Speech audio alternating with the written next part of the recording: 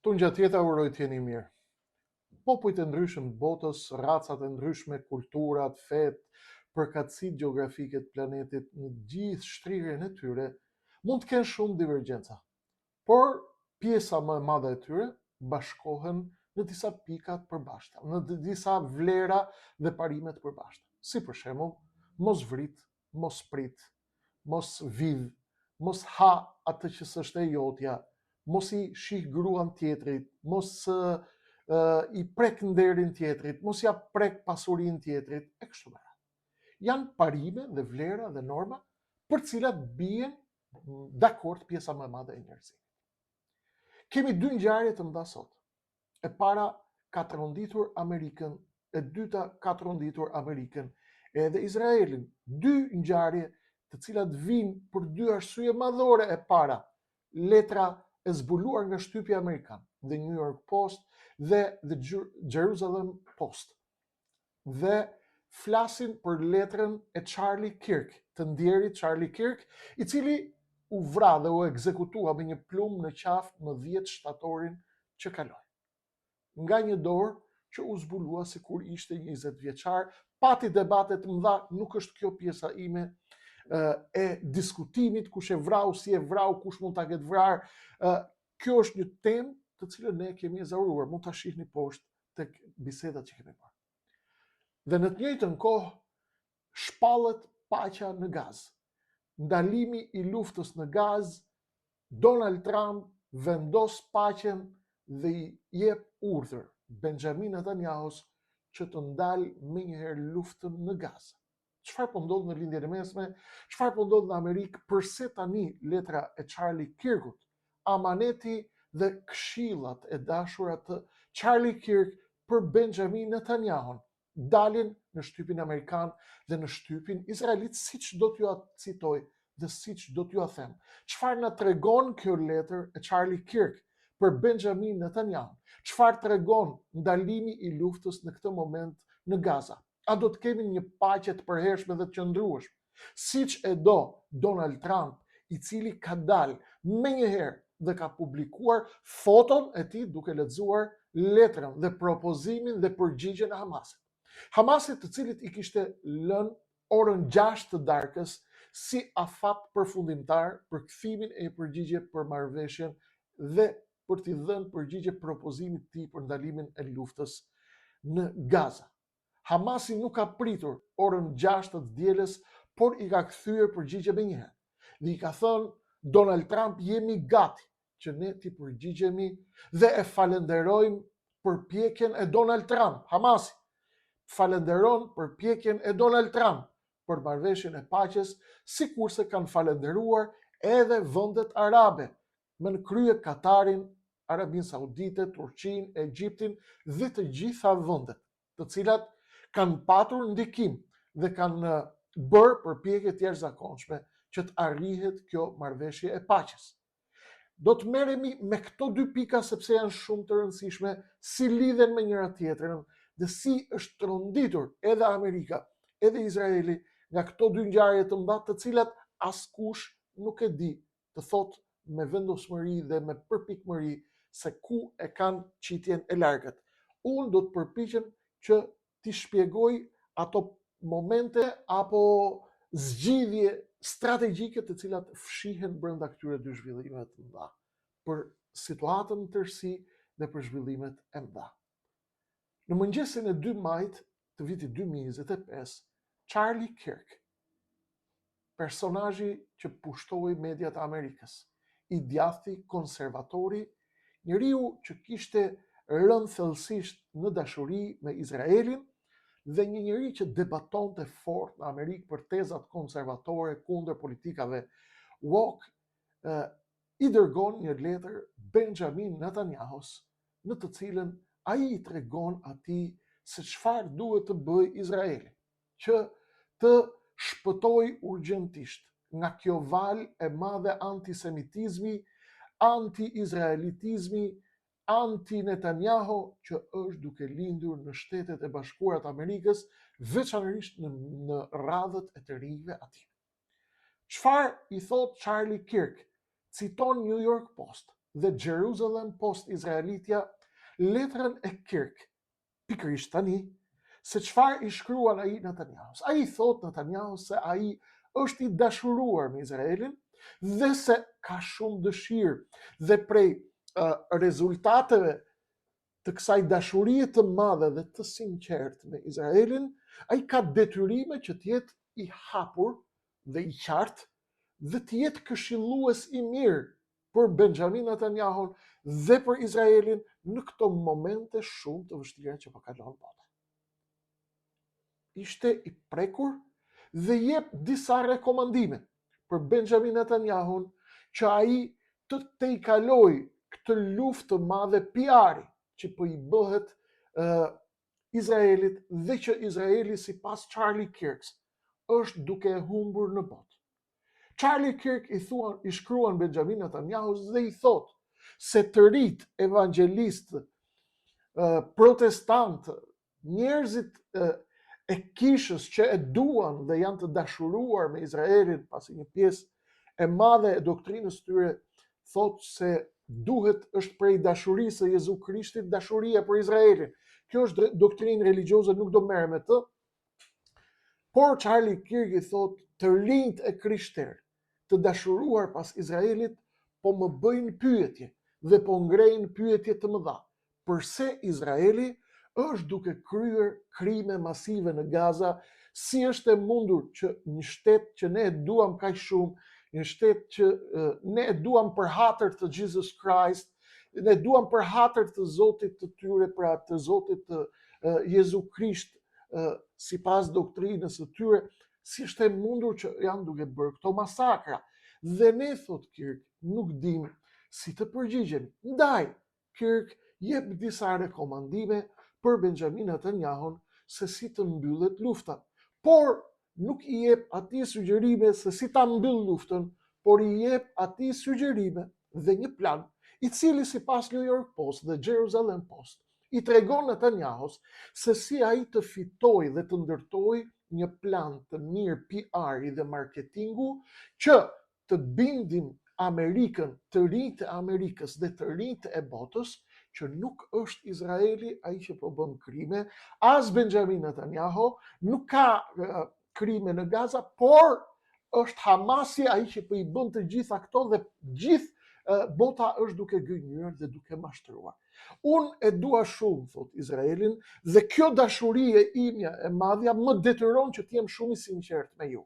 Ndaj propozoj ngritjen e disa grupeve për të përmirësuar PR-in e Izraelit, të ndërtojnë plane të mirëfillta me rrjetet sociale, me mediat, me komunikuesit, me ndjekësit VIP në për rrjetet sociale, me figurat e mëdha, me figurat e rëndësishme që kanë ndikim, me influencerët e mëdhej, në mënyrë që ata të bëjnë sa më shumë postime që nuk ka dhe është një mashtrim i madh që po vriten fëmijët atje në Gaza.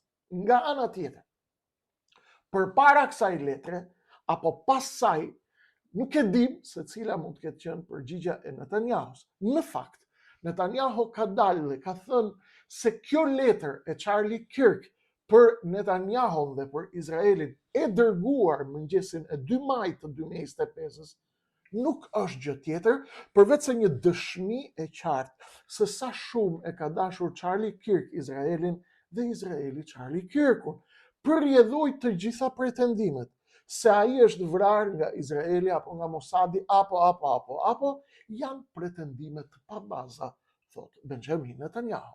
Në fakt, në Amerikë ka njerëz pranë Charlie Kirk dhe shumë gazetar amerikan, të lirë sigurisht, kanë thënë se Charlie Kirk më pasi kaluan situatat dhe pasi u rrit presioni në Amerikë, veçanërisht në për të rinjtë dhe universitetet, dhe gjithë bota u ngrit kundër genocidit dhe krimeve masive në Gaza,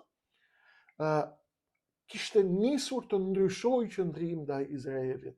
Dhe ndaj këtu u ngrit pyetja e madhe, nëse mund të ishin shërbime sekrete pranë Izraelit ata që e kanë ekzekutuar Charlie Kirk. Për këtë arsye, Charlie Kirk i thot Netanyahus duhet, pra ishte në fazën përpara se Charlie Kirk të kalonte në pozicionin që ai po dyshonte dhe nisi të dyshoj në vërtetësinë e asaj që ai vetë besonte. Pra, ishim në fazën fillestare kur ai bënte thirrje Izraelit të ndryshojë strategjinë e PR-it. Ai shkon për te kësaj.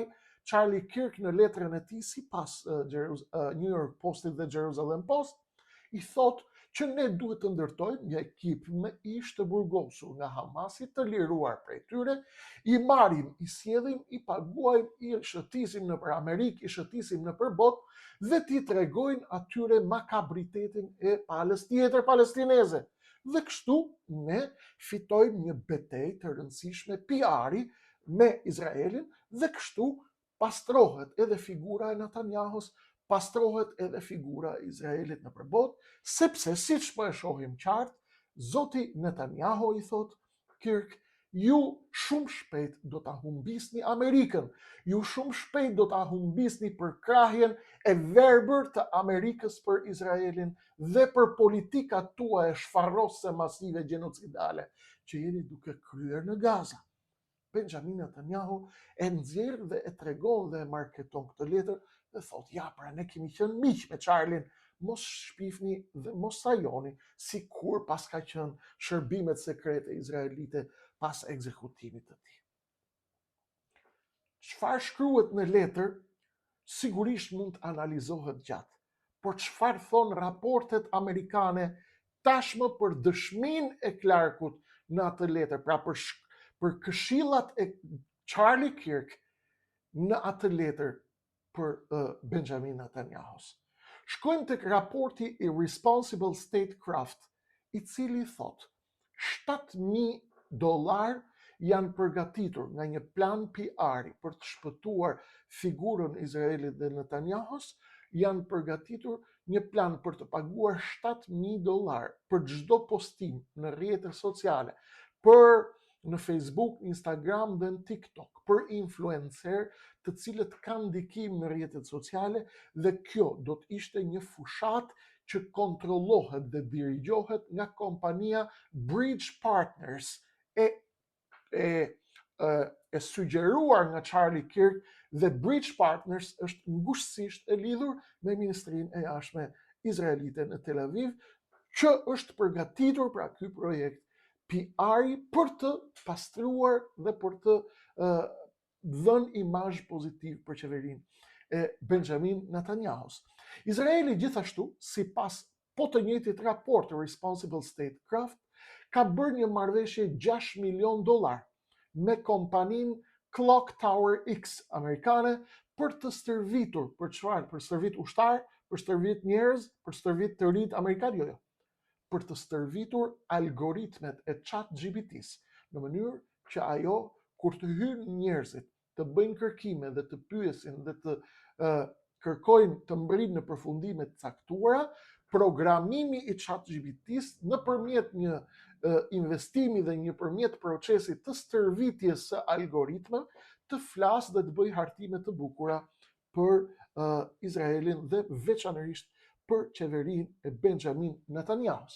Kirk shpreh alarm të niveleve rekord dhe të tendencave anti-Izrael, anti-Benjamin Netanyahu dhe antisemitike që janë duke u përhapur në rrjetet sociale sipas Jerusalem Post. Sipas tij, Kirk mendon se Izraeli po përjeton një deficit në strategjinë e tij të PR-it dhe nuk po e sfidon mjaftueshëm përhapjen e narrativave kundër tij.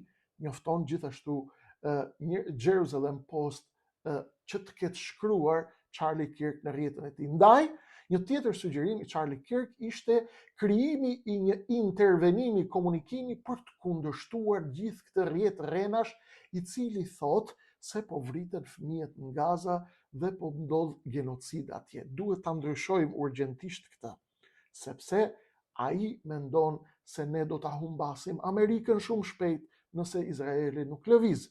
Kirk sugjeron gjithashtu në letrën e tij të shkruar këshillimore se duhet patjetër urgjentisht të ndërtojë një rrjet që quhet Israel Truth Network, Israel Truth Network, për të riparuar të gjitha dëmet që bëhen nga informacionet e rreme të njerëzve terrorist në përbot, të cilët ngrihen në për protesta dhe besojnë rrenat se është duke ndodhur genocid në Gaza.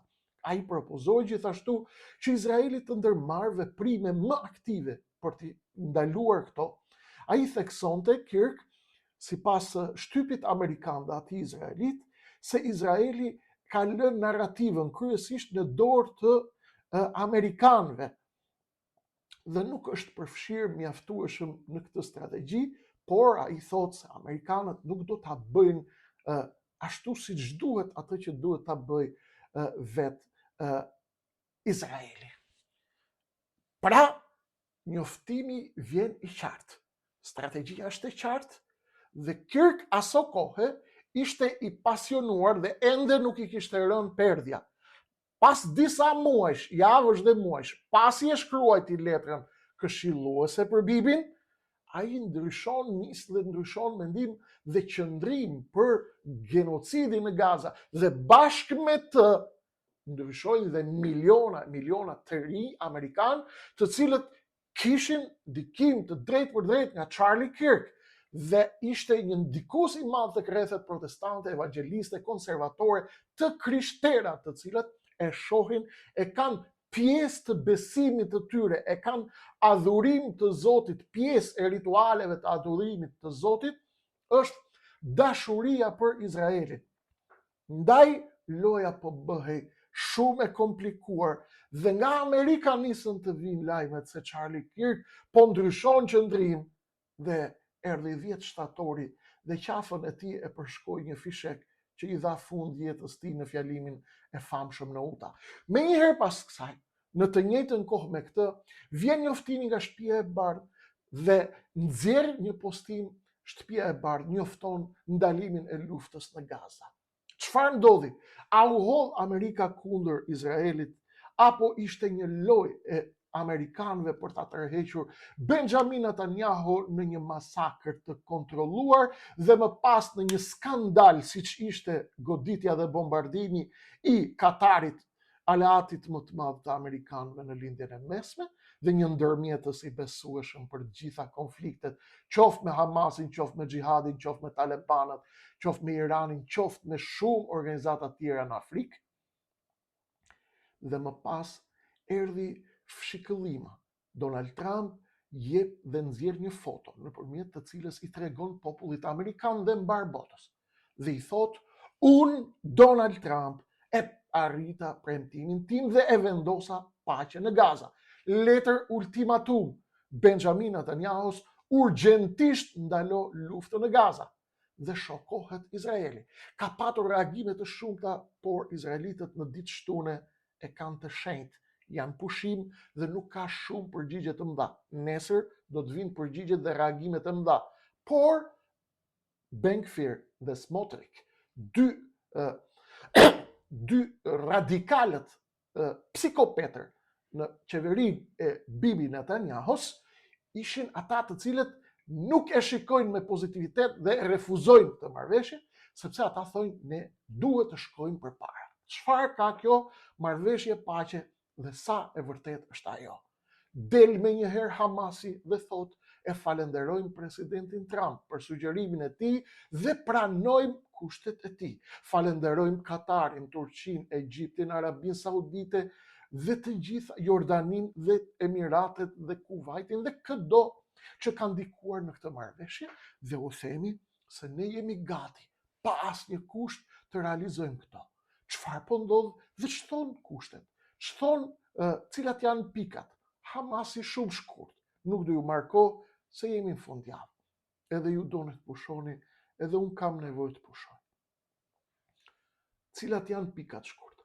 Hamasi do të heqë dorë nga armatimet, menjëherë do të dorëzoj pengjet dhe do t'i leroj pengjet që janë gjallë dhe kufomat e pengjeve që kanë vdekur dhe tërhiqet nga çdo lloj angazhimi për të çuar për të bërë luftë në të ardhmen, bie dakord me paqen e përhershme, me planin e paqes përhershme, por Hamasi ka vënë re se ka paqartësi plani i Trumpit dhe ka vendosur të përgjigjet me paqartësi. Që do të thotë, nuk ka thënë Hamasi nëse do të jetë apo nuk do të jetë partner në qeverisjen e ardhshme të Gazës, gjë që e refuzon Donald Trump në mënyrë kategorike pasi Trump do që të qeveriset nga Tony Blair, ndërsa të tjerët, palë të tjerë duan që të qeverisen nga autoritetet palestineze në bashkëpunim me arabët dhe vendet muslimane. Ndërsa Izraeli duhet urgjentisht të liroj 250 të burgosur palestinez të dënuar me burgim të përjetshëm, dorëzimin e 1700 të burgosurve palestinez, tërheqjen urgjentisht nga Gaza, ndalimin urgjent të luftës, ndalimin e përzënjes së banorëve të Gazës nga Gaza, ndalimin e shpopullimit të Gazës dhe përzënjen e saj, duke kryer atë që quhet ethnic cleansing apo spastrim etnik dhe rindërtimi urgjent i Gazës. Me lekët nuk e dim se të kujt do t'i vim tani. Pra, Donald Trump doli në fjalimin e tij pasi kishte nxjerrë një fotografi në të cilën tregonte se ishte duke lexuar propozimin e Hamasit.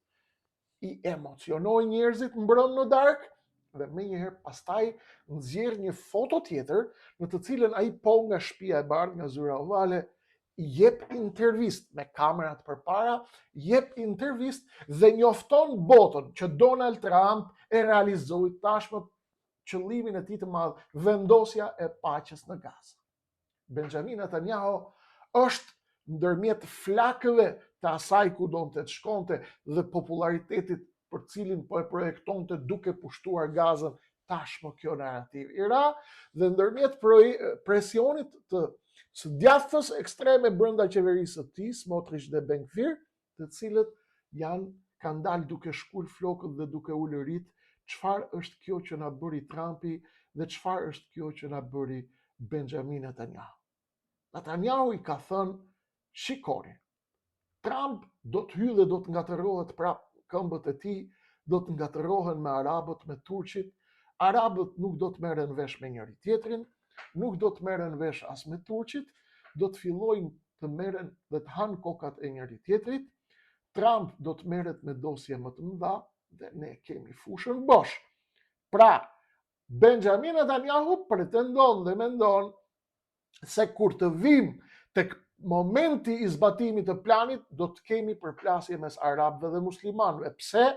Sepse përveç Hamasit, edhe shtetet e tjera si që janë Egjipti, Turqia, Arabia Saudite, Katari, të cilët kanë qenë autorët dhe arkitektët e presionit ndaj Hamasit, sepse i thanë Hamasit, nëse ju nuk e pranoni propozimin e Donald Trumpit për paqe, nuk keni vrim ku të futeni më. Ne nuk ju mbajmë më. Ne heqim coverin e mburojës ndaj jush. As Katar s'keni më punë, as në Turqi, as në asnjë shtet tjetër, as në Egjipt, as në Jordani. Kanë dalë disa krerë të Hamasit që rrinë në Egjipt dhe në Kairo dhe kanë qenë kundërshtues për marrëveshjen, por e përgjithshmja është që Hamasi e ka pranuar dhe ka falendëruar Trumpin gjithashtu, por vjen momenti i rindërtimit të Gazës që është pjesë e projektit të Donald Trump. Institucionet izraelite dhe shtypi izraelit dhe ai amerikan thonë se rindërtimi, kosto, fatura e madhe e rindërtimit të Gazës është $53 miliard. Një pjesë e shtypit izraelit shkruan dhe thotë se këti $53 miliard do t'i shtoni edhe një 10 sipër, që janë $63 miliard. Pyetja $100 miliard është kush do ta paguaj faturën e rindërtimit Gazës. Amerikanët nuk hedhin asnjë cent. Mund të bëjnë një pagesë kështu honorifike apo të tipit makjazhit. Bashkimi Evropian është në krizën më të thellë.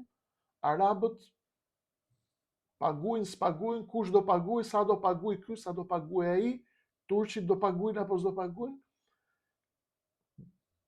Zoti Erdogan thot 100 miliard duhet i paguaj Benjamin Netanyahu për të rindërtu Gazën, sepse ai është katror. Të tjerët thotë do paguajmë gjithë nga pak. FMN dhe Banka Botërore kanë thënë 53 deri në 60 miliard me kursime kushton rindërtimi i Gazës. Benjamin Netanyahu thotë, ne e zbatojmë planin, shpëtojmë nga presioni amerikan dhe nga humbja e Amerikës, që e kishte paralajmëruar Charlie Kirk në letrën e tij, do ta humbni Amerikën shumë shpejt nëse nuk bëjmë një plan për t'i thënë Amerikanëve që ju jeni burra të mirë dhe nuk keni bërë genocid as vrasje, këto janë rrenat e terroristëve. Të gjithë ata që flasin kundër Izraelit dhe dënojnë krimet në Gaza janë terroristë. I themi botës këtë, u a themi dhe popullit amerikan dhe e kalojmë Amerikën nga ana jonë. Duhen ca lek, një organizim i mirë, ca kompani PR-i, ca VIP-a, ca i japim ca para dhe kaq mbyllet kjo histori. Nuk ja doli Kirk. U vra përpara se të merrte vesh se çfarë do të ndodhë. Dhe iku nga kjo botë. Nuk e dim, është mes ti dhe mes Zotit të ti, se me imagjinat është larguar nga kjo botë për atë që po ndodh në Amerikë, atë që po ndodh në Izrael dhe për atë që po ndodh në të gjithë botën. Zhvillimet janë të mëdha, do të jenë dramatike. Dhe te këto drama bazohet dhe i varë shpresat e tij të fundit Benjamin Netanyahu, i cili thot kur të vi puna për të hedhur para do hanë kokat e njëri tjetrit, se s'do të merren vesh. Çfarë bëjmë? Trump do angazhohet me të tjera beteja, sepse mbyllja e Gazës do thot jemi gati për Iranin. Ajo që ju thash 2 net më parë, 3 net më parë, edhe me kolonel Demiraj, edhe unë vetëm, të këtë gjitha bisedat që kam bërë, kur të keni kohë dhe temena, hidhini një sy i keni poshtë. Çfarë bën? Trump do merret me Iranin tani thot. Irani ju ngushtu lagu se u mbyll Gaza, u mbyll Libani. 50 miliard, 53-63 miliard duhen për ndërtimin e Gazës, nga 13 miliardi do Libani për dëmet që ka shkaktuar lufta e Izraelit jug Libanit, e kështu me radhë nga do i gjejmë paret. Trumpi do merret me Kinën, me Ukrainën dhe me Iranin, dhe ne duke lënë do shfrytëzojmë vakumin, thot Netanyahu kujt, Smotrich dhe Ben-Gvir, të cilët po i shkulin flokët, ç'na bëre o qerata, ç'na bëre o i poshtër, o Netanyahu, ti si kur na the që e ke Trumpin mik, Trumpi të kërciti dhëmbët dhe ti thyu të gjithë llojet e kockave dhe të dha ultimatum, do mbyllësh luftën se të thyva kockat. Pse? Trump nuk e mban më dot këtë. As Amerika nuk e mban më dot një peshë kaq të gjatë, një gjyle të varur ke qafa e Amerikës. Sepse këto krime nuk ka burr dhe pushtet dhe fuqi në planet. Sa do e madhe tjetë. Krimet e Benjamin Netanyahus në Gaza dhe shfarosje në masë të fëmijëve dhe të pleqshve dhe të grave, që kanë bërë të qaj të gjithë krishterët e botës, të gjithë budistët e botës, të gjithë hebrejt e vërtet të botës, të gjithë krijesat e planetit besimtare ateist. Kush ka një pik njerëzillëk, kush ka një qoftë dhe një grimc të vogël njerëzillëku, pavarësisht se mund të jetë i pushtuar nga kafshëria, brutaliteti, fllësia dhe ndyrësia, e sheh që atje po ndodhin krime monstruoze, të cilat e shkatërrojnë çdo lloj qenie njerëzore që i sheh. Çfarë ndodh më pas? Ultimatumi i madh i Trumpit është për Bibin mos guxo. Burime nga Washingtoni dhe nga Shtëpia e Bardhë. Trump i thonë Netanyahu, mos guxo ta prishësh këtë plan timin, përndryshe do të shohësh diçka më të madhe. Dikush nga ju mund të më thotë, është në rol Trump, është duke luajtur, po navigon, po luan, po bën strategji, njëjtën gjë po bën Izraelit, njëjtën gjë po bën Hamasit, njëjtën gjë po bën të tjerët. Kaq kishin për tani, në darkë, në zhvillimet në vijim, të ja them të gjitha se çfarë fshihen të tjera gjëra të mëdha. Si gjithmonë nga kjo dritare mediatike, e cila ju shpjegon atë që nuk do ta dëgjoni në asnjë media tjetër shqipfolse, por ndoshta dhe më gjerë se aq. Zhvillimet janë të mëdha, kaq kishin për tani, të tjerat si gjithmonë vijojnë në numrin e aq.